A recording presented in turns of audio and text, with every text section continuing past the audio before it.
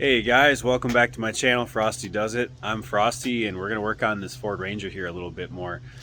We got the frames cut in half.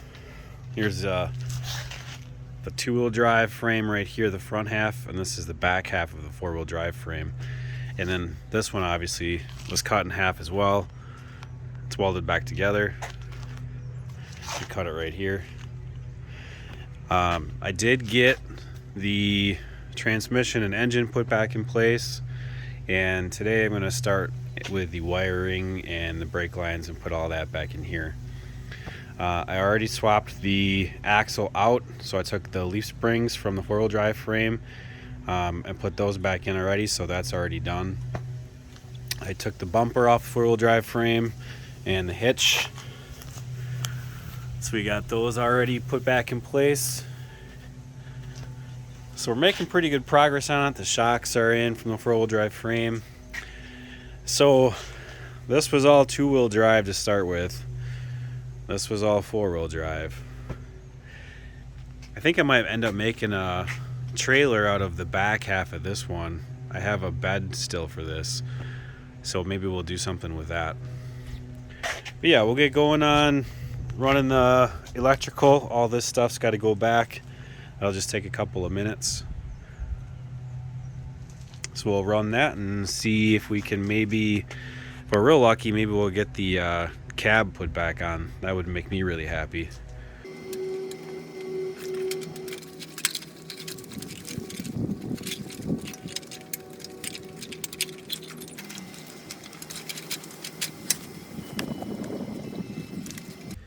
These are your fuel lines, your vent for your gas tank. This is your fuel pump and your level sender for your fuel gauge. This one will stay up here.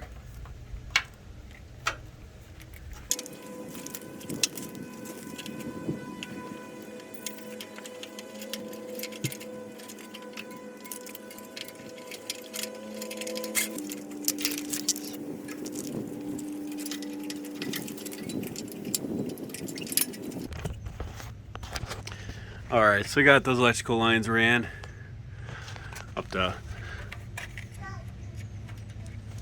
some of those hangers back in, but she's all ran. This goes to the rear end here, kind of clips on this emergency brake line, so we'll get that plugged in. I think the next thing I'll probably do is install that gas tank before I put the drive line back in. It'll make it a lot easier. Alright, took the hose to the gas tank. It was covered in mud and rust and junk, so we got that all cleaned up. Capped these off so we wouldn't get water in them. We'll go ahead and put the gas tank back in with the straps, and then we'll maybe put the skid plate back on it. And then we can probably start on the drive line after that. So I'm using my cherry picker here with straps to pick up the gas tank. You can't get really under it with a jack because the strap's right in the middle where you got to balance it. So if you have any gas in your tank, like I do, mine's pretty much full, it won't balance. So grab a couple straps, get them by the ends, pick up your tank, and you can put your straps in, and you can kind of put them in on the hanger, and then you can curl them around the tank. You can curl them around the tank, and you can push your tank in and up.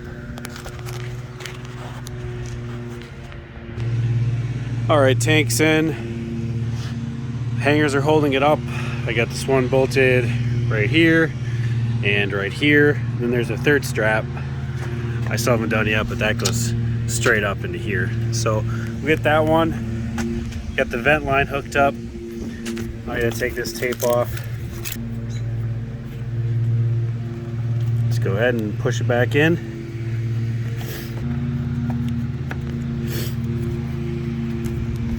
Then we take our little clips.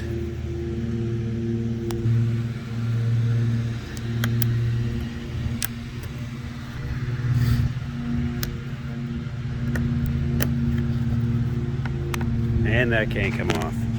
All right, we got the gas tank installed. Got the strap that goes across here, strap that goes across here, and there's one that goes from this strap forward and up, and that one's all in. And then this was a four-wheel drive truck, so it had a skid plate, so we installed the skid plate as well. And I think the next step in getting this truck back together is I'm gonna put the exhaust back on.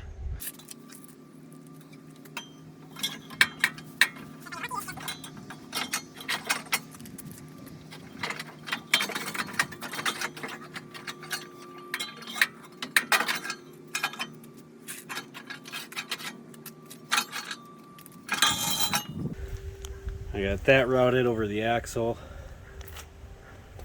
muffler.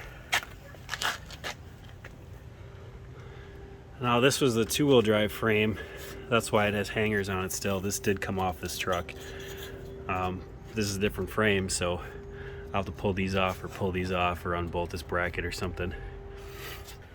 So we'll get those hangers changed out and we'll get this exhaust hung. Just so these slip off easy, just take a little bit of motor oil. Let's lubricate those.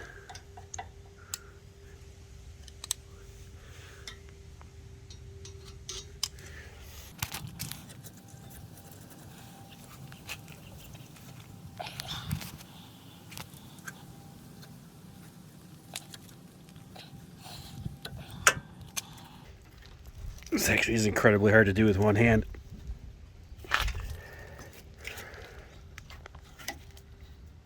Without the fear of busting your knuckle wide open.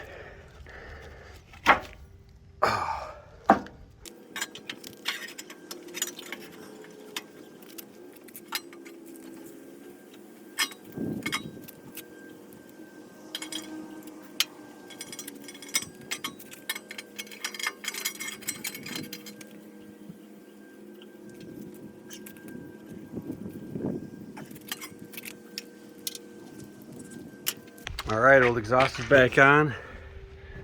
This hanger's back in place.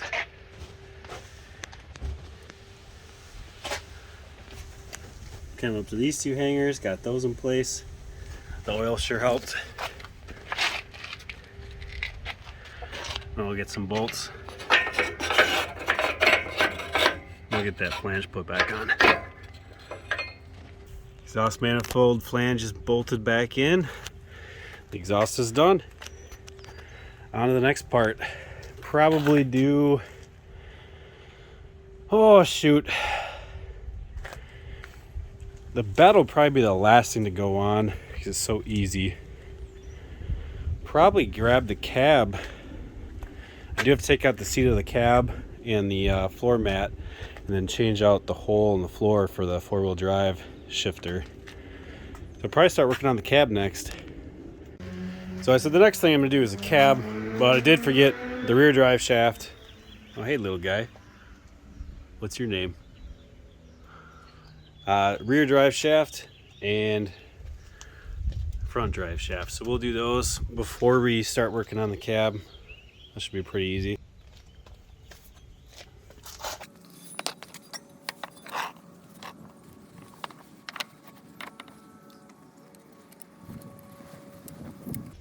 These are a 12 millimeter 12-point bolt. So you'd have to use a wrench like this.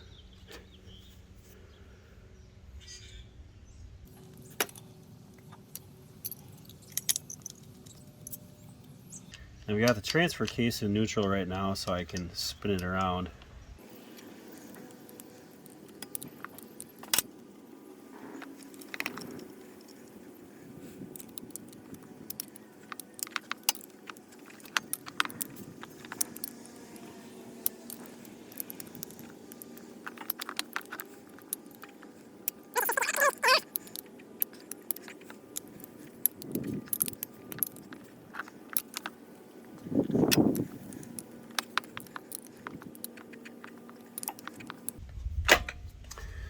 I shifted it back into gear so I can get these a little tighter.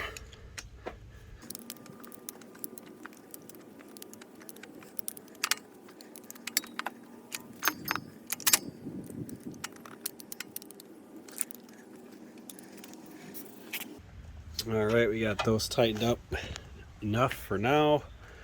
Go ahead and move to this side. Do the rear.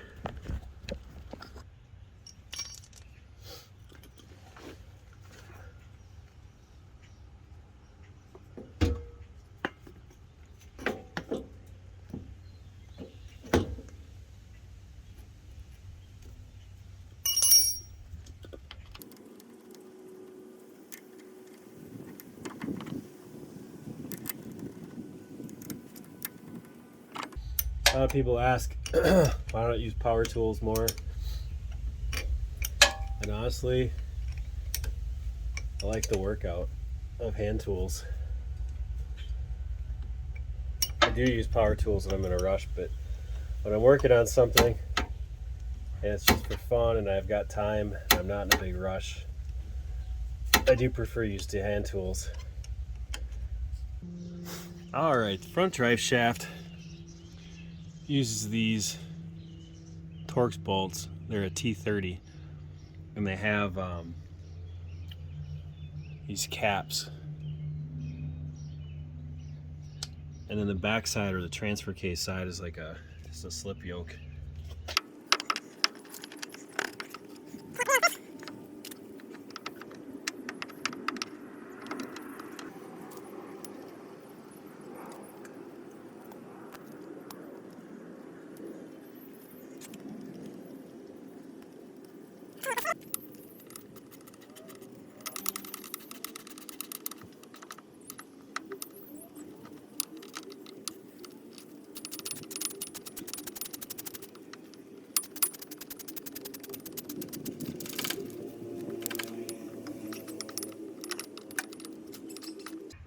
All right, those are all torqued down. Good enough for me.